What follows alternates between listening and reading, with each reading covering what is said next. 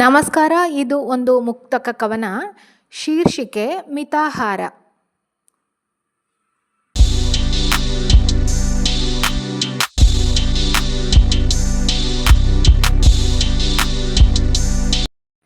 ಬರಹ ಮತ್ತು ವಾಚನ ವಿದ್ಯಾ ಗಣೇಶ ಕುರುವೇರಿ.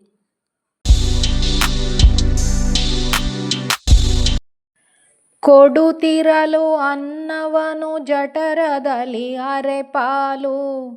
ಕೊಡುತ್ತಿರಲು ಅನ್ನವನು ಜಠರದಲ್ಲಿ ಅರೆಪಾಲು. ತಡೆಯಿಲ್ಲದೆ ಉದರದಲ್ಲಿ ಚಲಿಸುತ್ತಲೇ ಗಾಳಿ. ತಡೆಯಿಲ್ಲದೆ ಉದರದಲ್ಲಿ ಚಲಿಸುತ್ತಲೇ ಗಾಳಿ.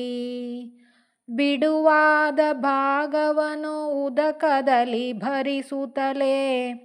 ಬಿಡುವಾದ ಭಾಗವನು ಉದಕದಲ್ಲಿ ಭರಿಸುತ್ತಲೇ.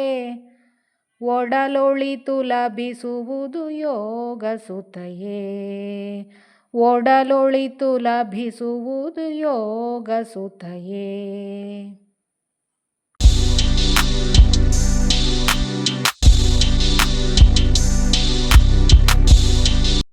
ಇದರ ಅರ್ಥ, ನಾವು ದಿನಾಲು ಸೇವಿಸುವ ಆಹಾರದಲ್ಲಿ ಹೊಟ್ಟೆಯ ಅರ್ಧ ಭಾಗ ಘನ ಆಹಾರವಿದ್ದು, ಕಾಲು ಭಾಗ ದ್ರವ ಆಹಾರವಿರಲು ಮತ್ತುಳಿದ ಕಾಲು ಭಾಗ ವಾಯು ಸಂಚಾರಕ್ಕೆ ಅಂತ ಖಾಲಿ ಇಡಬೇಕು. ಹೀಗೆ ದಿನಾಲು ಸೇವಿಸುವ ಆಹಾರ ಮಿತ ಆಹಾರ ಎಂದು ಕರೆಯಲ್ಪಡುತ್ತದೆ.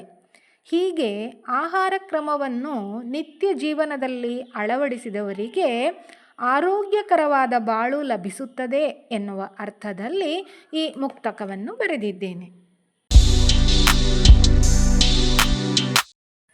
ಕೊಡುತ್ತಿರಲು ಅನ್ನವನು ಜಠರದಲ್ಲಿ ಅರೆಪಾಲು. ಕೊಡುತ್ತಿರಲು ಅನ್ನವನು ಜಠರದಲ್ಲಿ ಅರೆಪಾಲು. ತಡೆಯಿಲ್ಲದೆ ಉದರದಲ್ಲಿ ಚಲಿಸುತ್ತಲೇ ಗಾಳಿ. ತಡೆಯಿಲ್ಲದೆ ಉದರದಲ್ಲಿ ಚಲಿಸುತ್ತಲೇ ಗಾಳಿ.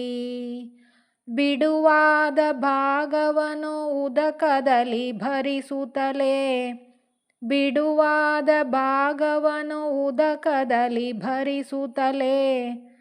ಒಡಲೊಳಿತು ಲಭಿಸುವುದು ಯೋಗ ಸುತಯೇ. ಒಡಲೊಳಿತು ಲಭಿಸುವುದು ಯೋಗ ಸುತಯೇ. ಈ ವಿಡಿಯೋವನ್ನು ನೋಡಿದ ನಿಮ್ಮೆಲ್ಲರಲ್ಲಿಯೂ ಲೈಕ್ ಮಾಡಿ, ಶೇರ್ ಮಾಡಿ, ಸಬ್ಸ್ಕ್ರೈಬ್ ಮಾಡಲು ಮರಿಬೇಡಿ ಎಂದು ಹೇಳುತ್ತಾ ಧನ್ಯವಾದಗಳು.